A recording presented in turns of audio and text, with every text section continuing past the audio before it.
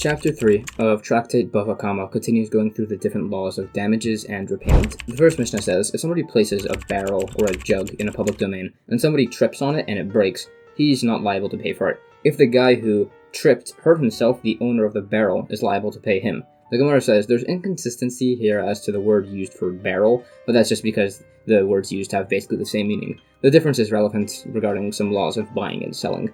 The man walking in the public domain is not responsible for breaking the pitcher, either as the whole domain was filled with the guy's pitchers, he tripped while it was dark, or it was just around the corner and he couldn't see it. Others debate this and simply suggest a person does not typically study the roads as he walks. It has some related incidents where this occurred. Related, if somebody knees somebody, they pay 3 salatim. If they kicked somebody, it's 5, and if somebody's hit with a donkey saddle, that's 13 coins. And it asks about the payment for striking with a shovel, but it explains that that case was particularly where somebody was stealing from another person's water cistern, and this is like the opinion that a man can enforce the law if it would have resulted in a loss for him. Others disagree with this principle, and they debate. It discusses related proofs for these opinions as to whether or not a person can take the law into his own hands in unique circumstances. New Mishnah. If somebody's pitcher of water broke in a public domain, and somebody slipped on the water or was injured by the pitcher, some say the owner is liable to pay, others say he's only liable if he had intent. The Gemara says if he slipped on the water, he'd be liable to repayment if his clothes got ruined by the water, but not if he hurt himself on the ground, as the ground is ownerless. Others dispute this. It's disputed if an owned hazardous object left in a public domain, classified as an ox category or a pit category, depending on whether he's liable for damaging utensils. Based on this, they dispute if somebody carrying a jug tripped on a rock as to whether the rock owner would be liable if the jug broke against the ground or against the rock. We said if the owner of the jug had intent, he's liable, which is said to refer to if he intended to set down the jug and tripped and it smashed. The stricter opinion would say he's liable even if it disintegrated while he was holding it. Others dispute this. It discusses related cases. If the case is where the man declared the hazard ownerless but still had intent, some say it refers to where he's liable if he intended to regather the shards. It also disputes as to the liability for damage after the individual fell. There's discussion on this. There's a more specific debate as to if somebody declared his hazardous object to be ownerless, if he's liable for it, and it discusses the logic behind these opinions and what they would hold in some particular listed instances. New Mishnah. If somebody pours water into a public domain, and somebody's damaged by it, the owner is liable for this damage. If somebody hides a thorn or glass in a public domain, or if somebody makes a fence out of thorns, or if the fence falls into the public domain and people are damaged by these, the owner is liable to pay. The Gemara suggests the person who slipped on the water is liable to pay if the clothes are damaged by the water, and not by the ownerless ground injuring somebody. This is as the cases where the water was absorbed into the ground already. Now, this was already said earlier, however, it repeated it here again to show that this law applies whether it's in a summer or in a rainy season when pouring water in public is allowed. In regards to hiding thorns or glass, he's not liable if he did it in his own wall, as people don't typically brush up against walls. If he did it within somebody else's wall, and it was then demolished, causing the sharp objects to enter a public domain, he's liable if it was a rickety wall, as he should have expected it to be demolished. If it was a sturdy wall, only the owner of the wall is liable. It specifies proper methods of disposal of sharp objects. New Mishnah. If somebody leaves out his straw to be converted to fertilizer, and somebody was hurt by it, the owner is liable, and anybody is allowed to take this straw. Others say, generally, somebody who makes a public hazard must pay, and anybody can take the object. If somebody turns over feces in a public domain and somebody is damaged by it, the person who did this is liable. The Gemara says some dispute the first point, possibly, and they argue citing cases. In regards to taking the item, some say you can take the actual item, some say you can only take improvements to the item based on where the penalty applies. So they dispute this based on various sources. New Mishnah. If two men were walking with each other, and the first man trips, and the second man trips over him, the first man is liable to pay the second. The Gemara says there could be an argument as to why he's liable, either as the first man's tripping was negligent, or as he just hadn't gotten up when he could have. Others say he couldn't have gotten up, but he could have at least warned the other guy verbally. Others say that's not valid as he's preoccupied with having just fallen down. It tries to cite proofs as to what the issue is here. This is discussed, and it says if a second and third person fell due to the first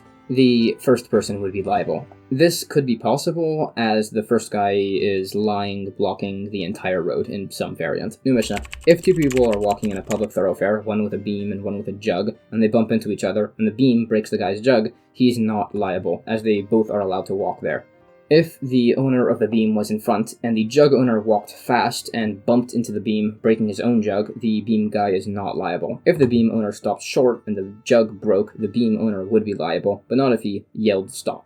If the jug owner was first and the beam was going fast and he broke the jug, the beam owner is liable. If the jug owner stopped short, he is not liable, and if he yelled stop and the jug in front broke, the beam owner is liable. This all applies with a lamp and flax. The Gemara asks if somebody accidentally injured his wife while cohabiting. It asks if he's liable based on our discussion, where the walking in the area was permissible, but others dispute this comparison, and it qualifies the individual cases. New Mishnah. If two people are on a public thoroughfare, one running and the other walking, or both walking, and they injure each other, neither are liable. The Gemara says, some argue saying running is an irregularity, besides for on Friday night. It's suggested that that's what specifically the Mishnah was referring to. It cites sources here that you can run by Shabbos. Here, New Mishnah. If somebody is chopping wood in a public domain and accidentally damages somebody's private domain, or he chops wood in a private domain and damages a public domain, or chops wood in a private domain and damages another private domain, he is liable. The Gemara says it's stated in all three cases as there's variation. If it's into a public domain that has lots of people, if he's doing it in a public domain, he doesn't have permission, and the private domain to private domain is specified as it has neither of these factors. It said if a person enters a carpenter's workshop without permission and a piece of wood hits him in the face and injures him, the carpenter is not liable. But if the man entered with permission, it says he would be liable. He'd be liable to pay the 4 compensations, but not to be exiled based on the verses. It disputes the last point as to what the status is if he kills the guy, as to how unintentional it's considered to be. It argues on this from various cases, and this is discussed. New Mishnah. If two tam, non-dangerous oxen were fighting, and they both injure each other via a horn category, they pay excess half damages. If both were muad, established to be dangerous animals, they pay excess full damages. If one was tam and one was muad, if the muad's damage was greater, he pays excess full. If the tam's damage was greater, he pays excess half. If two people injure each other, they pay the excess full. If a person and muad animal damage each other, whichever did more pays the excess full. If a person and a tam animal damaged each other, if the person's damage is greater, he pays the excess full. If the tam animal's damage is greater, he pays excess half. Others say if the tam animal injured the person more, the owner would pay the excess full. The Gemara cites sources for these principles. New Mishnah. If an ox worth 100 coins gored an ox worth 200 coins, and the carcass is worthless, the damaged party can take the living ox. The Gemara cites the author of this based on his opinions about these laws. Others do disagree, some saying the court sells the ox, others saying the damaged party and damager sell the ox. There's a practical difference if the damaged party consecrated the ox. It asks, what if the damager sold the ox? It said this is invalid, and the other man can collect payment. It's further qualified, discussing some particularities, and there are additional points in all this. New Mishnah. An ox worth 200 coins, if it gores an ox also worth 200 coins, and the carcass is worthless, the verse says to sell the live ox and split the money, so they share the loss. A verse also says to split the value of the dead ox, but that's where the carcass is worth 50 coins, and they split the value of both oxen. The Gemara says some dispute this. It's suggested they argue with how the animal carcass is valued. This is further disputed along with sources. New Mishnah. There are some theoretical actions that a person would be liable if he himself does, but not if his ox does them. For instance, if a person humiliates somebody, he'd be liable, but if his ox humiliates somebody, he's not liable.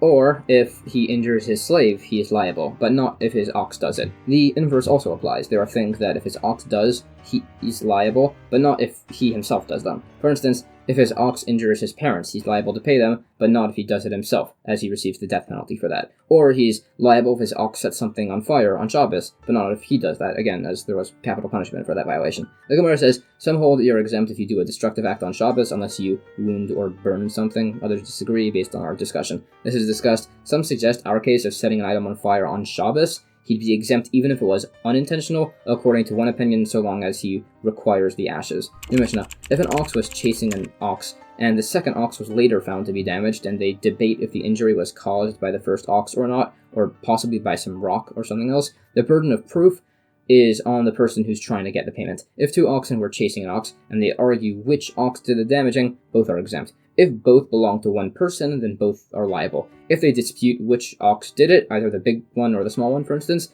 or the tam or the muad one, which would change the payment amount, the burden of proof is on the one trying to get payment. If there were two damaged oxen, a big and small one, and two damaging oxen, being tam and muad, and they dispute as to which oxen damaged which oxen. The burden of proof is on the one trying to get payment. The Gemara says, this seems to disagree with the opinion that money whose ownership is in doubt is divided, which would apply even if both litigants made a definite claim. Others say it wouldn't apply there, and it's where one is certain and one is not. It's disputed as to which the cases are referring to, and this is further argued. In regards to where both damaging oxen belong to one man, and they damage a single ox, it disputes if this refers to tom or muad oxen, and it says it's tom, meaning both oxen are required to be present to collect the payment, as it could have been either one of them. And that's the end of chapter 3.